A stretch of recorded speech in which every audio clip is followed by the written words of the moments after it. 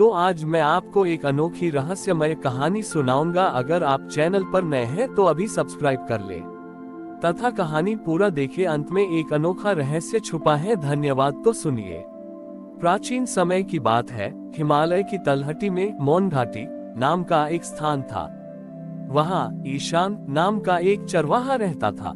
ईशान जन्म से ही बोल नहीं सकता था, लेकिन उसका हृदय महादेव के प्रेम से लबालब भरा था। वह पहाड़ियों पर अपनी भेड़ें चराते समय एक पुरानी गुफा में बैठता था। उस गुफा में कोई मूर्ति नहीं थी, बस एक खाली कोना था जिसे वह महादेव का स्थान मानता था। ईशान के पास न तो चढ़ाने के लिए फूल थे और न ही मंत्र पढ़ने के लिए वाणी। वह बस उस गुफा की दीवार पर अपना कान लगा देता और अपनी धड़कनों में ओम की ध्वनि महसूस करता था। उसके लिए महादेव उस शून्य खालीपन में बसे थे। उसी राज्य में कंठमणि नाम का एक विख्यात गायक रहता था। उसे अपनी आवाज पर इतना गर्व था कि वह समझता था कि उसके भजन सुनकर स्वयं महादेव को कैलाश छोड़कर आना पड़ेगा। उसने स्वर्ण के आभूषण पहने और अपने साथ बड़े बड़े वादकों को लेकर उसी मौन घाटी में पहुंचा। उसने सोचा कि यदि वह उस गूंजती गुफा में अपनी आवाज का जादू दिखाएगा तो उसकी ख्याति अमर हो जाएगी। कंठमणि ने गुफा के भीतर जाकर एक अत्यंत कठिन और शास्त्रीय भजन गाना शुरू किया। संगीत बहुत ऊंचा और मधुर था, लेकिन एक विचित्र बात हुई।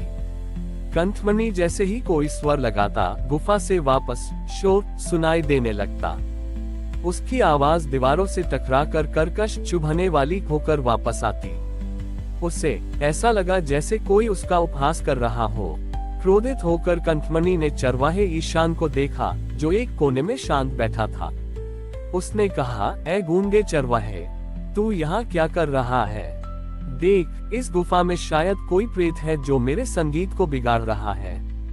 ईशान मुस्कुराया और उसने हाथ के इशारे से कंठमणि को शांत रहने के लिए कहा। फिर ईशान उठा और उसने धीरे से अपना सिर गुफा की उस दीवार पर रख दिया। अचानक उस पूरी गुफा में एक ऐसी आवाज गूंजने लगी जो कानों से नहीं बल्कि सीधे आत्मा से सुनाई दे रही थी। वह कंठमणि के संगीत से भी हजारों गुना अधिक मधुर थी। वह अनहद नाद था, ब्रह्मांड की पहली ध्वनि। तभी गुफा के शून्य से महादेव की दिव्य आकृति उभरी। वे भस्म से लिपटे हुए थे और उनके मुख पर एक अलौकिक शांति थी। महादेव ने कंठमणि की ओर देखकर कहा, ग्रेटर देन कंठमणि, तुम इस गुफा में अपनी आवाज की गूंज सुनने आए थे। तुम मुझे अपना संगीत सुनाना चाहते थे, पर क्या तुमने कभी मुझे सुनने का प्रयास किया? ये गुफा केवल उसे उत्तर देती है जो स्वयं खाली होकर आता है। ईशान के पास शब्द नहीं है, इसलिए उसका हृदय मेरे नाद से भरा है। तुम्हारा हृदय तुम्हारे अपने ही स्वरों के अहंकार से भरा है, इसलिए तुम्हें केवल शोर सुनाई दिया। ग्रेटर देन कंठमणि का अहंकार उसी क्षण टूट गया। उसने जाना कि ईश्वर को सुंदर आवाज या कठिन मंत्रों की आवश्यकता नहीं है। वे तो उस मौन में मिलते हैं जहां मनुष्य अपने स्व को खो देता है। महादेव ने ईशान को आशीर्वाद दिया और कहा कि अब से यह गुफा शून्यवाद महादेव के नाम से जानी जाएगी, जहां केवल वही व्यक्ति महादेव को सुन पाएगा जो अपने भीतर के कोलाहल को शांत कर लेगा। कंठमणि ने अपने सारे वाद्य यंत्र वहीं छोड़ दिए और ईशान के साथ बैठकर उस मौन संगीत को सीखने लगा। शून्यवाद महादेव की उस गुफा में अब सन्नाटा नहीं बल्कि एक दिव्य स्पंदन रहने लगा था। लेकिन इस मौन की शांति को परखने के लिए एक नई चुनौती सामने आई। उस राज्य का राजकुमार अजय अपनी विजयों से इतना मदहोश था कि उसे लगता था कि दुनिया की हर कीमती चीज उसके खजाने में होनी चाहिए। जब उसने सुना कि चरवाहे ईशान ने एक ऐसी ध्वनि प्रकट की है जो कंठमणि जैसे गायक भी नहीं कर सके, तो उसे लगा कि गुफा के भीतर कोई गुप्त यंत्र या पारस पत्थर छिपा है जो आवाज को दिव्य बना देता है। वह अपनी सेना और राजसी इंजीनियरों को लेकर वहां पहुंचा। राजकुमार ने गुफा के भीतर प्रवेश किया और चिल्लाकर कहा, ऐ गूंगे चरवाहे, मुझे वह वस्तु दे जिससे यह आवाज निकलती है, वरना मैं इस पूरी पहाड़ी को खोदकर समतल कर दूंगा। उद्धरण चिन्ह। ईशान शांत रहा, उसने अपनी आंखें बंद कर ली। राजकुमार ने क्रोध में आकर अपने सैनिकों को आदेश दिया कि वे गुफा की दीवारों पर हथौड़े चलाएं। जैसे ही सैनिकों ने पहला प्रहार किया, गुफा से कोई पत्थर नहीं टूटा, बल्कि एक ऐसी अंधभयानक गूंज निकली कि सैनिक अपने कान पकड़कर जमीन पर गिर पड़े। वह आवाज राजकुमार किया पनी ही क्रोध भरी चिल्लाहट थी, जो गुफा ने हजारों गुना बढ़ाकर वापस लौटा दी थी। राजकुमार को ऐसा लगा जैसे हजारों लोग एक साथ उसे गालियां दे रहे हों। वह पागल सा होकर इधर उधर भागने लगा। तभी ईशान उठा और उसने राजकुमार का हाथ पकड़कर उसे उसी दीवार के पास बिठाया जहां वह स्वयं बैठता था। ईशान ने राजकुमार के कान पर अपना हाथ रखा, जिससे उसे शांति का अनुभव हुआ। अचानक गुफा की दीवारों पर दिव्य अक्षर उभरने लगे, जिन्हें राजकुमार अपनी अंतरात्मा से पढ़ पा रहा था।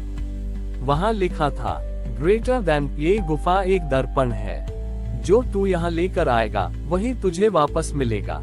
यदि तू घृणा लाएगा तो घृणा की गूंज सुनेगा। यदि तू मौन और प्रेम लाएगा तो महादेव की वीणा सुनेगा। Greater than. राजकुमार की आंखों से आंसू बहने लगे। उसे समझ आया कि उसने अब तक केवल दूसरों पर चिल्लाकर और युद्ध करके अपना जीवन शोर से भर लिया था। महादेव की छाया एक बार फिर धुएं की तरह गुफा में प्रकट हुई और बोली, ग्रेटर देन अजेय। जो व्यक्ति स्वयं को नहीं सुन सकता, वह संसार पर शासन कैसे कर सकता है। असली साम्राज्य बाहर की जमीन पर नहीं, बल्कि अपने भीतर के इस शून्य पर होता है। Greater than. राजकुमार ने अपनी तलवार वहीं छोड़ दी। उसने आदेश दिया कि इस घाटी को अभय क्षेत्र घोषित किया जाए, जहां कोई भी धातु का शस्त्र या ऊंचा स्वरवज्र छोटी ईता होगा। कहते हैं कि उस दिन के बाद राजकुमार अजय और गायक कंठमणि दोनों ने ईशान को अपना गुरु मान लिया। वे तीनों मिलकर उस गुफा के बाहर आने वाले हर यात्री को केवल एक ही शिक्षा देते थे, बाहर की आवाजें कम करो ताकि भीतर का महादेव सुनाई दे सके। आज भी उस गुफा के पास जाने पर हवाओं में एक मीठी झनकार सुनाई देती है, जिसे स्थानीय लोग शिव की सांस कहते हैं। हमारी और भी आध्यात्मिक एवं अनोखी कहानियां देखने के लिए हमारे चैनल पर जाएं तथा धार्मिक एवं पौराणिक अनोखी कहानियां हमारे चैनल पर है। कृपया जाके देखें तथा हमारे चैनल को सब्सक्राइब करके रखें और वीडियो लाइक जरूर करें। धन्यवाद।